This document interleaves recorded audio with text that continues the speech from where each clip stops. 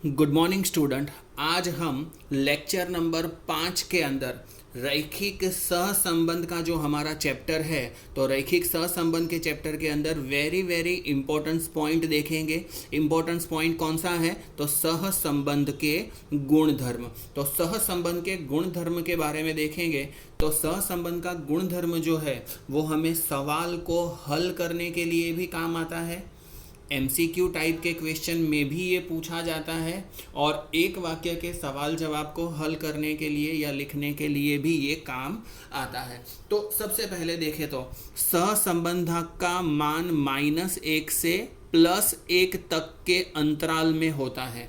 मतलब सहसंबंधक मतलब रिलेशन, उसका मतलब है आर का जो आंसर है वो -1 से +1 के बीच में होता है। मतलब -1 हो सकता है, उससे कम नहीं, +1 हो सकता है, उससे ज़्यादा नहीं। मतलब हम क्या बोल सकते हैं कि उसका मान जो है वो -1 लेस देन और equal to r less than और इक्वल टू 1, इन दोनों के क्या होता है? बीच में ही होगा।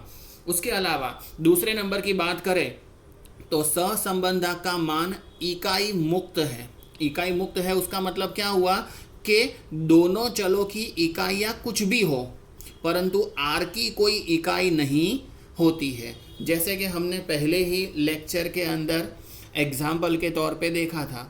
2 इकाइयों का मतलब क्या समझोगे आप? हम कौन से 2 चीज़ों की बात करने वाले हैं? या तो हम विद्यार्थी की आयु और ऊंचाई के बारे में, वर्षा और धान की उपज के बारे में, कीमत और मांग के बारे में, मांग और पूर्ति के बारे में। इनमें से कोई भी या तो फिर और कोई एग्जाम्पल या और किसी चीज़ के बारे में, 2 चीज़ों के बारे में सवाल पूछा गया है तो उसके रिलेटेड बात करें तो दोनों चलों की इकाइयाँ, मतलब दोनों चल कोई भी हो परंतु आर का कोई इकाई नहीं होती है। आर का जो आंसर है वो क्या होगा? हमेशा -1 से +1 के बीच में ही रहेगा, इकाइयाँ कुछ भी हो।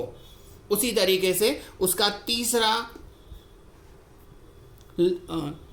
गुणधर्म है x और y के बीच का सहसंबंधक तथा y और x के बीच का सहसंबंधक एक समान होता है। मतलब क्या हुआ कि जो 2 इकाई है, हमने विकीर्ण आकृति में लिया था कि भाई किसी को हम x मान लेते हैं, किसी को y मान लेते हैं। मतलब क्या हुआ कि आप किसी को भी x मानो, किसी को भी y मानो। जैसे कि पहले आयु को x मानो और उसकी जो ऊंचाई है उसको y मानो, तब सहसंबंधक का जो आंसर आएगा वो, मतलब r का जो आंसर आया वो, और इससे उल्टा कर दो, आप आयु को y मानो और ऊंचाई को x मानो, और फिर जो आंसर आएगा वो दोनों के आंसर कैसे होंगे? एक समान ही होंगे। मतलब x और y के बीच का सहसंबंध ज्ञात करो तथा y और x के बीच का सहसंबंध ज्ञात करो, दोनों का आंसर एक समान होगा। इसलिए हम ऐसा लिख सकते हैं, अर्थात r x y is equal to r y और x, दोनों का मान कैसा होगा? समान ही होगा। उसके उपरांत चौथा नंबर है सहसंबंधक उद्गम बिंदु परिवर्तन एवं माप के परिवर्तन से नहीं बदलता है। मतलब उद्गम बिंदु का परिवर्तन करें, उद्गम बिंदु मतलब कि हमें कोई भी कीमत दी हुई है, जैसे कि समझ लो कि x बराबर हमको दिया हुआ है 10, 15, 20, 25, 30, 35, 40, ऐसा कुछ भी दिया हुआ है।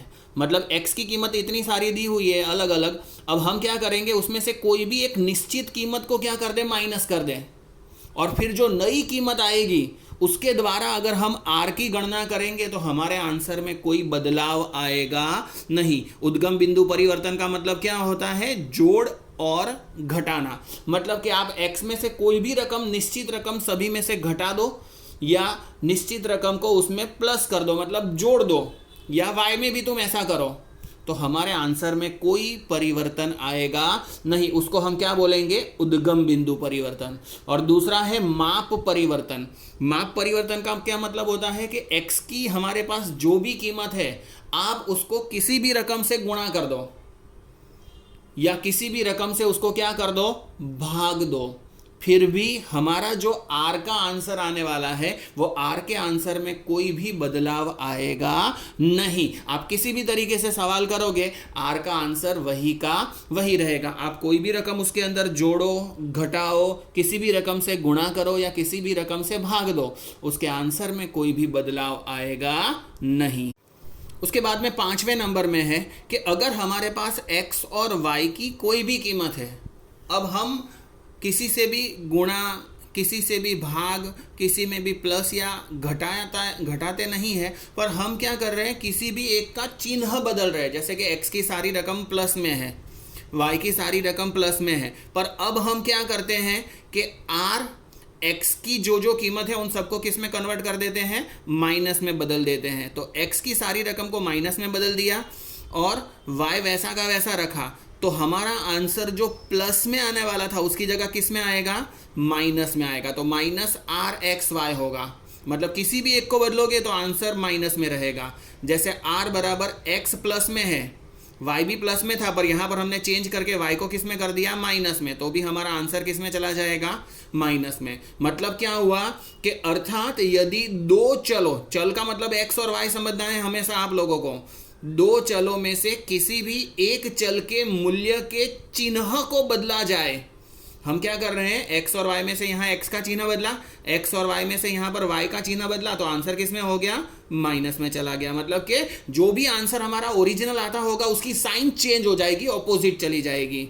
तो सहसंबंधक का चिन्ह भी क्या हो जाता है, बदल जाता है। उसी तरीके से देखने के लिए जाए तो हम दोनों को बदले, अगर कि r यहां पर माइनस एक्स किया, माइनस वाई कर दिया, मतलब दोनों के चिन्ह बदल दिए, तो आंसर किस में रहेगा, प्लस में, क्योंकि माइनस माइनस क्या हो जाता है, प्लस। अर्थात दोनों चलों के मूल्य के चिन्हों को बदला जाए तो सहसंबंधक का चिन्ह नहीं बदलता है। क्यों, क्योंकि माइनस माइनस प्लस होता है, इसलिए जो आंसर पहले आया होगा अभी भी वही आंसर आएगा। तो ये 5 उसके गुण धर्म है जो आपको याद करने जरूरी है।